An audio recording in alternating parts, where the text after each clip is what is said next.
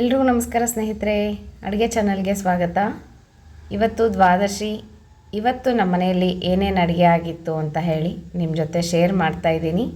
ಇವತ್ತು ಬೆಳಗ್ಗೆ 5:30 ಆಗಿತ್ತು ನಾನು ಅಡುಗೆ ಪ್ರಾರಂಭ ಮಾಡಿದಾಗ. ನೀವು ನೋಡ್ತಾ ಇದ್ದೀರಲ್ಲ, ಈಗ ಫಸ್ಟ್ ನಾನು ರಂಗೋಲಿ ಹಾಕ್ಕೊಂಡು ಒಲೆ ಪೂಜೆ ಮುಗಿಸ್ಕೊಂಡು ಅಡುಗೆಯನ್ನು ಶುರು ಮಾಡ್ತಾಯಿದ್ದೀನಿ. ಎಷ್ಟು ಬೇಗ ಅಡುಗೆ ಪ್ರಾರಂಭ ಮಾಡಬೇಕು ದ್ವಾದಶಿ ಅಂತ ಅಂದ್ಕೊತೀನಿ, ಆದರೆ ಆಗೋದೇ ಇಲ್ಲ. ಎದ್ದುಬಿಟ್ಟು ಕಸ ಗುಡಿಸಿ ಸ್ನಾನ ಮಾಡ್ಕೊಂಡು ಬರೋದ್ರಲ್ಲೇ 5 ಗಂಟೆ ಆಗಿಬಿಡುತ್ತೆ. ಮತ್ತು ಸ್ವಲ್ಪ ಇವತ್ತು ರಂಗೋಲಿ ಬೇರೆ ಹಾಕ್ಕೊಳ್ಳೋದಿತ್ತಲ್ವ, 2ನೇ ದಿನದ್ದು. ಇದು 9 ಪದ್ಮಗಳನ್ನು ಹಾಕೋದು. ಹಾಗಾಗಿ ದೀಪ ಹಚ್ಚಿಟ್ಟು ರಂಗೋಲಿ ಎಲ್ಲ ಹಾಕ್ಕೊಂಡು ನಾನು ಈ ಕಡೆ ಅಡುಗೆಗೆ ಬಂದಿದ್ದು. ಹಾಗಾಗಿ ಸ್ವಲ್ಪ ಲೇಟ್ ಆಯಿತು, ಒಂದು ಅರ್ಧ ಗಂಟೆ ಹೆಚ್ಚು ಕಡಿಮೆ ಆಯಿತು. 5:30ಗೆ ಅಡುಗೆ ಪ್ರಾರಂಭ ಮಾಡಿದೆ ಸ್ನೇಹಿತರೆ. ನೋಡ್ತಾ ಇದ್ದೀರಾ, ನಾನು ಕುಕ್ಕರಲ್ಲಿ ರೆಡಿ ಮಾಡಿಕೊಂಡು ಅಕ್ಕಿ ಮತ್ತು ಬೇಳೆಗೆ ಇಡ್ತಾಯಿದ್ದೀನಿ. ಪ್ರತಿ ಸಲ ಹೇಳಿರೋ ಥರನೇ ಈ ಸಲನೂ ಸೇಮ್ ತವ್ವೆ ಪಾಯಸ, ಚಿತ್ರಾನ್ನ, ಮತ್ತು ಇವತ್ತು ಉಪ್ಪಿನಕಾಯಿ ಮಾಡ್ತಾಯಿದ್ದೀನಿ. ಟೊಮೆಟೊ ಬಿಸಿ ಉಪ್ಪಿನಕಾಯಿ. ಏಕೆಂದರೆ ಮೊಸರು ಬಜ್ಜಿ ಮಾಡೋಣ ಅಂದ್ಕೊಂಡೆ, ತರಕಾರಿ ಏನಿರಲಿಲ್ಲ. ಹಾಗಾಗಿ ಟೊಮೆಟೊ ಇತ್ತು. ಬಿಸಿ ಉಪ್ಪಿನಕಾಯಿ ತುಂಬ ದಿನ ಆಗಿತ್ತು, ಮಾಡಿರಲಿಲ್ಲ, ಅದಕ್ಕೋಸ್ಕರ ಮಾಡಿದೆ. ಫಸ್ಟ್ ನಾನಿಲ್ಲಿ ಹೆಸರು ಬೇಳೆಯನ್ನು ಹುರ್ಕೊತಾ ಇದ್ದೀನಿ ಪಾಯಸ ಮಾಡಲಿಕ್ಕೆ. ಹೋದ ದ್ವಾದಶಿ ನಾನು ಪಾಯಸ, ಅಕ್ಕಿ ಪಾಯಸ ಮಾಡಿದ್ದೆ, ಅನ್ನದ ಪಾಯಸ ಅಲ್ವಾ, ನೀವೆಲ್ಲ ನೋಡಿದ್ದೀರಾ. ಅದಕ್ಕೆ ಇವತ್ತು ಮತ್ತೆ ಹೆಸರುಬೇಳೆ ಪಾಯಸ. ಹೆಸರುಬೇಳೆ ಸ್ವಲ್ಪ ಬೆಚ್ಚಗೆ ಹುರ್ಕೊಂಡು ಆಮೇಲೆ ಒಂದು ಸಲ ತೊಳ್ಕೊಂಬಿಟ್ಟು ಆಮೇಲೆ ನೀರು ಹಾಕಿ ಇಟ್ಟಿದ್ದೀನಿ. ಹೆಸರುಬೇಳೆ ಬೇಯಲಿ, ಆ ಕಡೆ ಕುಕ್ಕರ್ ಸಹ ಆಗ್ತಾ ಇರುತ್ತೆ. ಅಷ್ಟೊತ್ತಿಗೆ ನಾನು ತರಕಾರಿಗಳನ್ನು ಏನಾದರೂ ಹೆಚ್ಚೋದು, ಸೊಪ್ಪು ಎಲ್ಲ ಹೆಚ್ಕೊಂಡು ಇಟ್ಕೊತೀನಿ. ಮೆಂತ್ಯ ಸೊಪ್ಪು ಆನ್ಲೈನಲ್ಲಿ ತರಿಸಿದ್ದೆ ಸ್ನೇಹಿತರೆ, ತುಂಬ ಚೆನ್ನಾಗಿತ್ತು. ಎಷ್ಟು ಫ್ರೆಶ್ ಆಗಿ ಮತ್ತು ನೀಟಾಗಿ ಬಿಡಿಸಿ ಸಹ ಕೊಟ್ಟಿರ್ತಾರೆ ಪ್ಯಾಕ್ ಮಾಡಿ. ತುಂಬ ಚೆನ್ನಾಗಿತ್ತು ಸೊಪ್ಪು. ಹಾಗಾಗಿ ಮೆಂತ್ಯ ಸೊಪ್ಪಿನ ತವ್ವೆ ಮಾಡೋಣ ಅಂತ ಹೇಳಿ 1-2 ದೊಡ್ಡ ಟೊಮೆಟೊ ತೊಗೊಂಡಿದ್ದೀನಿ ಉಪ್ಪಿನಕಾಯಿ ಮಾಡಲಿಕ್ಕೆ. ಮತ್ತು ಒಬ್ಬರು ಗಂಜಿ ಮಾಡೋದು ನಿಧಾನಕ್ಕೆ ತೋರಿಸ್ಕೊಡ್ರಿ, ಅನ್ನದ ಗಂಜಿ ನಮಗೆ ಗೊತ್ತಾಗ್ತಾ ಇಲ್ಲ ಅಂತ ಲಾಸ್ಟ್ ಟೈಮ್ ಕಮೆಂಟ್ ಹಾಕಿದರು. ಅದಕ್ಕೋಸ್ಕರ ನೋಡಿರಿ, ಕಾಯಿ ತುರಿಯನ್ನು ಮಿಕ್ಸಿಗೆ ಹಾಕ್ಕೊಂಡು ಸ್ವಲ್ಪ ತರ್ತರಿಯಾಗಿ ಪೀಸ್ಗಳಿದ್ದರೆ ಒಂದು ಸಲ ರುಬ್ಕೊಂಬಿಡ್ರಿ. ಆಮೇಲೆ ಸ್ವಲ್ಪ ನೀರು ಹಾಕ್ಕೊಂಡು ನುಣ್ಣಗೆ ಕಾಯನ್ನು ರುಬ್ಕೋಬೇಕು. ಕಾಯಿ ಹಾಲು ಬರಬೇಕು, ಆ ಥರ ಕಾಯನ್ನು ಚೆನ್ನಾಗಿ ರುಬ್ಕೋಬೇಕು. ಹಸಿ ಕಾಯಿ ತುರಿ ಫ್ರೆಶ್ ಆಗಿತ್ತು ಅಂದರೆ ತುಂಬ ಚೆನ್ನಾಗಿ ಬರುತ್ತೆ. ಸ್ವಲ್ಪ ಡ್ರೈ ಆಯಿತು ಅಂದರೆ ಅಷ್ಟು ರುಚಿ ಅನಿಸೋದಿಲ್ಲ. ಹಾಗಾಗಿ ಫ್ರೆಶ್ ಆಗಿರೋ ಕಾಯಿ ತೊಗೊಳ್ರಿ. ಹೀಗೆ ಕಾಯಿ ಹಾಲೆಲ್ಲ ರುಬ್ಕೊಂಡು ಒಂದು ಬಟ್ಲಿಗೆ ತೆಕ್ಕೊತಾ ಇದ್ದೀನಿ ನಾನು, ಯಾಕಂದರೆ ಇದು ಗಂಜಿ ಮಾಡೋವಾಗ ಬಳಸಲಿಕ್ಕೆ ಬರುತ್ತೆ ಅಂತ. ಈಗ ಅದೇ ಜಾರಿಗೆನೆ ಒಂದು ಖಾರಕ್ಕೆ ಒಂದು 4 ಹಸಿಮೆಣ್ಸಿನ್ಕಾಯಿ ತೊಗೊಂಡಿದ್ದೀನಿ. ಹಾಗೆ ಸ್ವಲ್ಪ ಜೀರಿಗೆ ಮತ್ತು ಸ್ವಲ್ಪ ಕೊತ್ತಂಬರಿ ಸೊಪ್ಪು, ಒಂದು ಸ್ವಲ್ಪ ಕರಿಬೇವಿನ ಸೊಪ್ಪು. ನಾನಿಲ್ಲಿ ಇವತ್ತು ರುಬ್ಬಿ ಹಾಕ್ತಾಯಿದ್ದೀನಿ ತವ್ವೆಗೆ. ಅಂದರೆ ನಾನು ಹುರ್ಕೊಂಡಿಲ್ಲ ಸ್ನೇಹಿತರೆ, ಹುರಿಲಿಲ್ಲ, ಹಾಗೆ ಹಾಕ್ತೀನಿ, ಪರವಾಗಿಲ್ಲ. ದಿಢೀರಂತ ಮಾಡ್ಕೊಳ್ಳೋದಕ್ಕೆ ಅನುಕೂಲ ಆಗುತ್ತೆ. ಇದಕ್ಕೆ ಒಂದು ಸ್ವಲ್ಪ ಒಣಕೊಬ್ಬರಿ ಹಾಕಿ ಇದನ್ನು ಪೇಸ್ಟ್ ಮಾಡ್ಕೋಬೇಕು. ಹಸಿಮೆಣ್ಸಿನ್ಕಾಯಿ ಎಲ್ಲನೂ ಪೇಸ್ಟ್ ಮಾಡಿ ಎತ್ತಿಟ್ಕೊಂಡಿದ್ದೀನಿ. ಈಗ ಟೊಮೆಟೊನ ಹೆಚ್ಕೊಂಡ್ಬಿಡ್ತಾ ಇದ್ದೀನಿ. 1-2 ಟೊಮೆಟೊ ದೊಡ್ಡದಾಗಿ ತೊಗೊಂಡಿದ್ದೆ, ಅದನ್ನು ಸಣ್ಣದಾಗಿ ಹೆಚ್ಚಿಟ್ಕೊತೀನಿ. ಇದು ಬಿಸಿ ಉಪ್ಪಿನಕಾಯಿ ಮಾಡಲಿಕ್ಕೆ ತುಂಬ ರುಚಿ ಇರುತ್ತೆ. ಟೊಮೆಟೊ ಬಿಸಿ ಉಪ್ಪಿನಕಾಯಿ ನಾನು ತುಂಬ ಕಡಿಮೆ ತೋರಿಸಿದ್ದೀನಿ, ಜಾಸ್ತಿ ವೀಡಿಯೋಗಳು ಹಾಕಿಲ್ಲ. ತುಂಬ ರುಚಿ ಇರುತ್ತೆ. ಅನ್ನಕ್ಕೆ, ಚಪಾತಿಗೂ ಸಹ ತುಂಬ ಚೆನ್ನಾಗಿರುತ್ತೆ. ನೀವು ಸಹ ಟ್ರೈ ಮಾಡಿರಿ. ಇದಕ್ಕೊಂದು ಪುಡಿ ಹಾಕಬೇಕು, ಅದ್ರ ಬಗ್ಗೆ ನಿಮಗೆ ಉಪ್ಪಿನಕಾಯಿ ಮಾಡ್ತಾ ಹೇಳ್ತೀನಂತೆ, ಸರಿನಾ. ಈಗ 2 ಟೊಮೆಟೊನ ಸಣ್ಣದಾಗಿ ಹೆಚ್ಕೊತಾ ಇದ್ದೀನಿ. ಆದಷ್ಟು ಹುಳಿ ಕಡಿಮೆ ಇರೋ ಟೊಮೆಟೊ ತೊಗೊಂಡ್ರೆ ತುಂಬ ಚೆನ್ನಾಗಿರುತ್ತೆ. ತುಂಬ ಹುಳಿ ಆಗಿಬಿಟ್ರೆ ಉಪ್ಪಿನಕಾಯಿ ಅಷ್ಟು ರುಚಿ ಅನಿಸೋದಿಲ್ಲ. ಸ್ವಲ್ಪ ಹುಳಿ ತಿನ್ನೋರು ಬಳಸ್ಕೋಬೋದು, ನಿಮ್ಮ ಇಷ್ಟ ಅದು. ಈಗ ಹೆಸರುಬೇಳೆ ಚೆನ್ನಾಗಿ ಬೆಂದಿದೆ, ಕುಕ್ಕರ್ ಸಹ ಆಗಿದೆ. ಹೆಸರುಬೇಳೆಗೆ ಬೆಲ್ಲ ಹಾಕಿದ್ದೀನಿ ರುಚಿಗೆ ತಕ್ಕಷ್ಟು, ಮತ್ತು ಕಾಯಿ ರುಬ್ಬಿದ್ನೆಲ್ಲ ಅದನ್ನೊಂದು ಸ್ವಲ್ಪ ಹಾಕಿದ್ದೀನಿ. ಒಣಕೊಬ್ಬರಿ ಹಾಕೋ ಬದಲಾಗಿ ರುಬ್ಬಿರೋ ಕಾಯಿನ ಹಾಕಿದರೆ ಚೆನ್ನಾಗಿರುತ್ತೆ ಟೇಸ್ಟ್ ಪಾಯಸಕ್ಕೆ ಅಂತ. ಈಗ ಒಂದು ಸ್ವಲ್ಪ ಪಾಯಸ ಕುದೀತು ಅಂದರೆ ಅದಾಗುತ್ತೆ.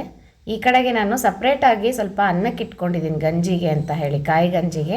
ಅದಕ್ಕೆ ಸ್ವಲ್ಪ ಮೆತ್ತಗಿರಬೇಕು ಅನ್ನ, ಉದುರಾಗಿದ್ದರೆ ಚೆನ್ನಾಗಿರೋದಿಲ್ಲ. ಹಾಗಾಗಿ ಈ ಕಡೆ ನಾನು ಉಪ್ಪಿನಕಾಯಿ ಮಾಡ್ತಾಯಿದ್ದೀನಿ, ನೋಡ್ತಾ ಇದ್ದೀರಾ. ಬಾಣಲೆ ಇಟ್ಬಿಟ್ಟು ಎಣ್ಣೆ, ಸ್ವಲ್ಪ ಸಾಸಿವೆ, ಜೀರಿಗೆ, ಇಂಗು, ಅರಿಶಿನ ಪುಡಿ, ಇದಿಷ್ಟನ್ನು ಹಾಕೋದು ಅಷ್ಟೇ. ಇದಕ್ಕೆ ಹೆಚ್ಚಿರುವಂಥ ಟೊಮೆಟೊ, ಕರಿಬೇವಿನ ಸೊಪ್ಪು ಹಾಕಿ ಚೆನ್ನಾಗಿ ಫ್ರೈ ಮಾಡ್ಕೋಬೇಕು. ಟೊಮೆಟೊ ಚೆನ್ನಾಗಿ ಬೇಯಬೇಕು, ಮೆತ್ತಗೆ ಟೊಮೆಟೊ ಬೇಯಬೇಕು. ಸ್ವಲ್ಪ ಹಣ್ಣಾಗಿರೋ ಟೊಮೆಟೊ ತೊಗೊಂಡ್ರೆ ಚೆನ್ನಾಗಿ ಬರುತ್ತೆ ಉಪ್ಪಿನಕಾಯಿ. ಗಟ್ಟಿ ಟೊಮೆಟೊ ಆದರೆ ಸ್ವಲ್ಪ ಬೇಯಬೇಕಾಗತ್ತೆ. ಹಾಗಾಗಿ ಇದಕ್ಕೊಂಚೂರು ನೀರು ಹಾಕ್ಕೊಂಡು, ನಮಗೆ ಅದು ರಸದ ಥರ ಬೇಕಲ್ವ ಉಪ್ಪಿನಕಾಯಿ, ಹಾಗಾಗಿ ಒಂಚೂರು ನೀರು ಹಾಕ್ಕೊಂಡು ಉಪ್ಪು ಮತ್ತು ಒಂದು ಸ್ವಲ್ಪ ಸಕ್ಕರೆ ಅಥವಾ ಬೆಲ್ಲ ಹಾಕ್ಕೊಂಡು ಇದನ್ನು ಚೆನ್ನಾಗಿ ಬೇಯಿಸ್ಕೋಬೇಕು. ಈಗ ಒಂದು ಪುಡಿಯನ್ನು ಹಾಕ್ತಾಯಿದ್ದೀನಿ, ನೋಡ್ತಾ ಇದ್ದೀರಾ. ಒಂದು ಸ್ವಲ್ಪ ಉಳಿದಿತ್ತು ಪುಡಿ, ಅದಿಷ್ಟನ್ನು ಹಾಕಿಬಿಟ್ಟೆ.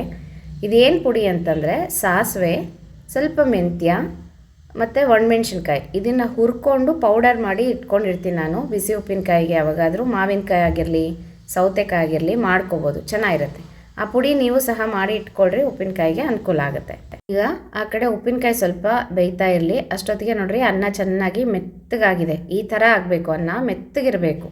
ಇದಕ್ಕೀಗ ನಾವು ರುಬ್ಬಿರೋಂಥ ಕಾಯಿನ ಹಾಕ್ತಾಯಿದ್ದೀನಿ. ಕೊಬ್ಬರಿ ಎಲ್ಲ ರುಬ್ಕೊಂಡ್ವಲ್ಲ, ಅದನ್ನು ಹಾಲು ಸಮೇತ ಹಾಕಿ ಇನ್ನೊಂದಷ್ಟು ನೀರು ಬೇಕನ್ನಿಸ್ತು ಅಂದರೆ ನೀರು ಹಾಕೋಬೋದು. ಗಟ್ಟಿ ಮಾಡ್ಕೋಬಾರ್ದು, ಗಂಜಿ ಮಾತ್ರ ನೀರಾಗೇ ಇರಬೇಕು. ಹಾಗೆ ನೋಡಿಕೊಂಡು ನೀವು ಇನ್ನು ಸ್ವಲ್ಪ ನೀರನ್ನು ಸೇರಿಸ್ಕೋಬೋದು. ಈ ಕಡೆ ನೋಡಿರಿ ಉಪ್ಪಿನಕಾಯಿ ರೆಡಿಯಾಗಿದೆ. ಸ್ವಲ್ಪ ಎಣ್ಣೆ ಬಿಟ್ಕೊಂಡು ಬರುತ್ತೆ, ಗಟ್ಟಿಯಾಗುತ್ತೆ.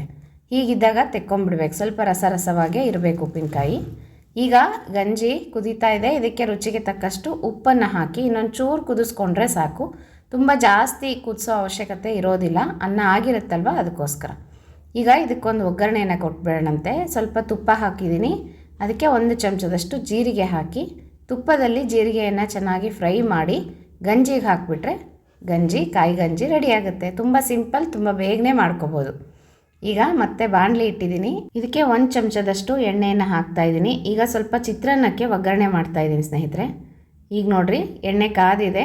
ಸ್ವಲ್ಪ ಸಾಸಿವೆ, ಜೀರಿಗೆ, ಕಡಲೆಬೇಳೆ, ಉದ್ದಿನಬೇಳೆ, ಸ್ವಲ್ಪ ಅರಶಿನ ಪುಡಿ, ಇಂಗು ಎಲ್ಲವನ್ನು ಹಾಕೋದು. ಒಗ್ಗರಣೆ ಸಾಮಾನುಗಳನ್ನೆಲ್ಲ ಹಾಕಿ ಕರಿಬೇವಿನ ಸೊಪ್ಪು, ಹಸಿಮೆಣಸಿನ್ಕಾಯಿ ಹೆಚ್ಚಿರೋದು ಹಾಕ್ಕೊಂಡು ಒಂಚೂರೇ, ಜಾಸ್ತಿ ಇಲ್ಲ, ಪಾಯಸ ಮಾಡಿರ್ತೀನಲ್ವ ಅದಕ್ಕೋಸ್ಕರ ಒಂಚೂರಾದರೂ ಚಿತ್ರಾನ್ನ ಅಥವಾ ಬಾತ್ ಏನಾದರೂ ಕಲಿಸ್ತೀನಿ. ಈಗ ಒಗ್ಗರಣೆ ರೆಡಿ ಆಯಿತು, ಅದನ್ನು ತೆಗೆದಿದ್ದೀನಿ. ಈಗ ಇನ್ನೊಂದು ಸಲ ಒಗ್ಗರಣೆ ಮಾಡ್ತಾಯಿದ್ದೀನಿ. ಸಾಸಿವೆ ಜೀರಿಗೆ ಹಾಕ್ಕೊಂಡು ಹಿಂಗೆ ಹಾಕ್ತಾಯಿದ್ದೀನಿ. ಇದು ತವ್ವೆ ಮತ್ತು ಸಾರಿಗೆ. ತವ್ವೆ ಸಾರಿಗೆ ಕಡಲೆಬೇಳೆ, ಉದ್ದಿನಬೇಳೆ ಎಲ್ಲ ಹಾಕಬಾರ್ದು, ಯಾಕಂದರೆ ಅದು ಕುದೀತಾ ಇರುತ್ತಲ್ಲ, ಮೆತ್ತಗಾಗ್ಬಿಡುತ್ತೆ. ಹಾಕಿನೂ ಪ್ರಯೋಜನ ಇರೋದಿಲ್ಲ. ಆಮೇಲೆ ನೀವು ಒಗ್ಗರಣೆ ಹಾಕ್ಕೊತೀವಿ ಕೊನೆಯದಾಗಿ ತವ್ವೆಗೆ ಅಂದರೆ ನೀವು ಕಡಲೆಬೇಳೆ, ಉದ್ದಿನಬೇಳೆ ಹಾಕ್ಕೋಬೋದು. ಹಾಗಾಗಿ ನಾನು ಸಪ್ರೇಟಾಗಿ ಒಗ್ಗರಣೆ ಮಾಡ್ತೀನಿ. ಈಗ ನೋಡಿರಿ ಒಗ್ಗರಣೆ ಆಗಿದೆ. ಅದನ್ನು ಒಂಚೂರು ಸಾರಿಗೆ ತೆಗೆದ್ಕೊಂಬಿಟ್ಟು ಈಗ ಅದೇ ಒಗ್ಗರಣೆಯಲ್ಲಿನೇ ಮೆಂತ್ಯ ಸೊಪ್ಪು ಚೆನ್ನಾಗಿ ತೊಳೆದು ಹೆಚ್ಚಿ ಇಟ್ಕೊಂಡಿದ್ದೆ, ಅದನ್ನು ಹಾಕಿ ಫ್ರೈ ಮಾಡ್ತಾಯಿದ್ದೀನಿ. ಈಗ ಈ ಕಡೆ ಸಾರಿಗೆ ಕಟ್ಟು ತೆಕ್ಕೊಂಡಿದ್ದೀನಿ, ಬೇಳೆ ಕಟ್ಟು. ಈಗ ಸೊಪ್ಪು ಚೆನ್ನಾಗಿ ಬೇಯ್ತಾ ಇದೆ. ಅದ್ರ ಜೊತೆಗೇ ನಾವು ಹಸಿಮೆಣ್ಸಿನ್ಕಾಯಿ ಎಲ್ಲ ರುಬ್ಕೊಂಡ್ವಲ್ಲ, ಹಸಿದೇನೆ, ಅದಕ್ಕೆ ಇದನ್ನು ಹಾಕಿ ಚೆನ್ನಾಗಿ ಫ್ರೈ ಮಾಡ್ತೀನಂತೆ.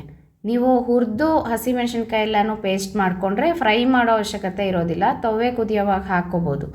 ನಾನಿಲ್ಲಿ ಹಸಿದೇ ಹಾಕಿದ್ನೆ ಅಲ್ವಾ, ಅದಕ್ಕೋಸ್ಕರ ಒಂಚೂರು ಎಣ್ಣೆಯಲ್ಲಿ ಫ್ರೈ ಮಾಡೋಣ ಅಂತ ಹೇಳಿಬಿಟ್ಟು ಈ ಸೊಪ್ಪಿನ ಜೊತೆಗೆ ಹಾಕ್ಕೊಂಡು ಖಾರವನ್ನು ಫ್ರೈ ಮಾಡ್ತಾಯಿದ್ದೀನಿ. ಈಗ ಬೇಳೆ, ಬೆಂದಿರುವಂಥ ತೊಗರಿ ಬೇಳೆ ಹಾಕಿ ಚೆನ್ನಾಗಿ ಕುದಿಸ್ಕೊಂಡ್ಬಿಟ್ರೆ ಅರ್ಧ ತವ್ವೆ ರೆಡಿ ಆದಂಗೆ ಸ್ನೇಹಿತರೆ. ಇದಕ್ಕೇನಿಲ್ಲ, ಇನ್ನು ರುಚಿಗೆ ತಕ್ಕಷ್ಟು ಉಪ್ಪು ಮತ್ತು ಹುಣಸೆ ಹಣ್ಣು ಅದನ್ನು ಹಾಕಿದ್ರೆ ತವ್ವೆ ರೆಡಿ ಆಗುತ್ತೆ. ಈಗ ನೋಡಿರಿ ತವ್ವೆನೂ ಕುದೀತಾ ಇದೆ. ಈ ಕಡೆಗೆ ಒಂದು ಕಡೆಗೆ ಸಾರಿಗಿಟ್ಟಿದ್ದೀನಿ. ಸಾರಿಗೆ ಬರೀ ನಾನು ಕಟ್ಟಷ್ಟೇ ತೆಕ್ಕೊತೀನಿ. ಬೇಳೆ ಚೆನ್ನಾಗಿ ಕಡಿದ್ಬಿಟ್ಟು ಕಟ್ಟು ತೆಗೆದಿರ್ತೀನಿ, ಕಟ್ಟಿನ ಸಾರು. ಇದಕ್ಕೆ ಸಾರಿನ ಪುಡಿ ಸ್ವಲ್ಪ ಮತ್ತು ತವ್ವೆಗೆ ಒಂಚೂರು ಹುಳಿ ಪುಡಿ ಹಾಕಿದ್ದೀನಿ. ಬೇಕು ಅಂದರೆ ಹಾಕ್ಕೋಬೋದು, ಬೇಡ ಅಂದರೆ ಹಸಿಮೆಣ್ಸಿನ್ಕಾಯಿ ಪೇಸ್ಟ್ ಹಾಕಿರ್ತೀವಲ್ವ ಅದೇ ಚೆನ್ನಾಗಿರುತ್ತೆ. ಜೀರಿಗೆ ಎಲ್ಲ ಹಾಕಿರ್ತೀವಲ್ವ ಚೆನ್ನಾಗಿರುತ್ತೆ ಫ್ಲೇವರ್. ಮತ್ತು ರುಚಿಗೆ ತಕ್ಕಷ್ಟು ಉಪ್ಪು ಹಾಕಬೇಕು. ಆಮೇಲೆ ಸಾರಿಗೆ ಒಂಚೂರು ಬೆಲ್ಲ ಹಾಕಿಬಿಟ್ಟು ಎರಡಕ್ಕೂ ಹುಣಸೆ ಹಣ್ಣು ಹಿಂಡ್ಕೊಂಬಿಟ್ರೆ ತವ್ವೆ ಸಾರು ಒಟ್ಟೊಟ್ಟಿಗೆ ರೆಡಿ ಆಗಿಬಿಡುತ್ತೆ. ಇಷ್ಟು ಅಡುಗೆ ಆಗಲಿಕ್ಕೆ ನನಗೆ 1 ಅವರ್ ಆದರೂ ಬೇಕಾಗುತ್ತೆ ಸ್ನೇಹಿತರೆ. ಒಂದೊಂದು ಸಲ 1.5 ತಾಸು ಆಗಿಬಿಡುತ್ತೆ.